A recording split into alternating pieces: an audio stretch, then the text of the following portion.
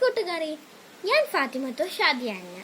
വീണ്ടും എൻ്റെ പരീക്ഷണാലയത്തിലേക്ക് എല്ലാവർക്കും സ്വാഗതം. ഞാനിവിടെ ഒരു കുഞ്ഞു പരീക്ഷണമാണ് ചെയ്യാൻ പോകുന്നത്.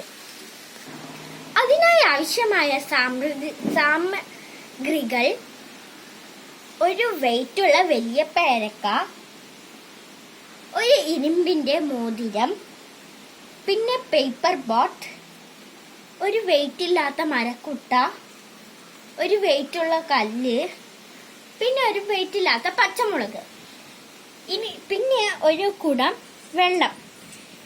ഇനി നമുക്ക് ഈ വെയിറ്റുള്ള പേരക്ക ഈ വെള്ളത്തിലേക്ക് ഇടാം. പേരക്ക താഴ്ന്നു പോകുന്നു.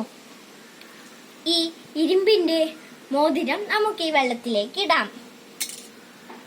ഇരുമ്പ് വെയിറ്റ് ഉള്ളത് കൊണ്ട് അത് താഴ്ന്നു പോകുന്നു. ഈ പേപ്പർ ബോട്ട് നമുക്ക് ഈ വെള്ളത്തിലേക്ക് ഇടാം. ഇത് പൊങ്ങിക്കിടക്കുന്നു. ഈ മരക്കുട്ട, ഇത് വെയിറ്റ് ഇല്ലാത്ത മരക്കുട്ടയാണ്. ഈ വെള്ളത്തിലേക്ക് ഇതിടാം.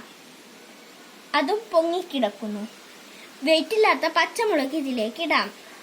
അതും പൊങ്ങിക്കിടക്കുന്നു. ഈ കല്ല് വെയിറ്റുള്ള ഈ കല്ല് ഈ വെള്ളത്തിലേക്ക് ഇടാം. അത് താഴ്ന്നു പോകുന്നു.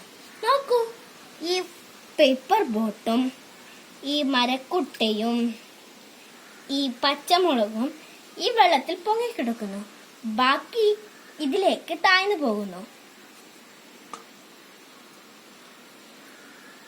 നോക്കൂ കൂട്ടുകാരെ, ഞാൻ ഇവിടെ എടുത്ത എല്ലാ വസ്തുക്കളും വെള്ളത്തിൽ ലയിക്കാത്ത വസ്തുക്കളാണ്. പക്ഷേ ഇത് ചില വസ്തുക്കൾ, അതായത് ഘനമില്ലാത്ത ചില വസ്തുക്കൾ വെള്ളത്തിൽ പൊങ്ങിക്കിടക്കും. ഘനമുള്ള ചില വസ്തുക്കൾ വെള്ളത്തിൽ താഴ്ന്നു പോകും. ഈ മോതിരത്തിന് ഘനമുണ്ട്. ഇത് ഇരുമ്പിന്റെ മോതിരമാണ്. അപ്പോൾ നമുക്ക് മനസ്സിലാക്കാം, ലയിക്കാത്തവ രണ്ട് കൂട്ടങ്ങളാണുള്ളത്. ഒന്ന് വെള്ളത്തിൽ പൊങ്ങിക്കിടക്കുന്നത്, ഒന്ന് വെള്ളത്തിൽ താഴ്ന്നു കിടക്കുന്നത്. പൊങ്ങിക്കിടക്കുന്ന വസ്തുക്കൾ വെയിറ്റ് ഇല്ലാത്തതാണ്. താഴ്ന്നു കിടക്കുന്ന വസ്തുക്കൾ വെയിറ്റ് ഉള്ളതുമാണ്. നന്ദി.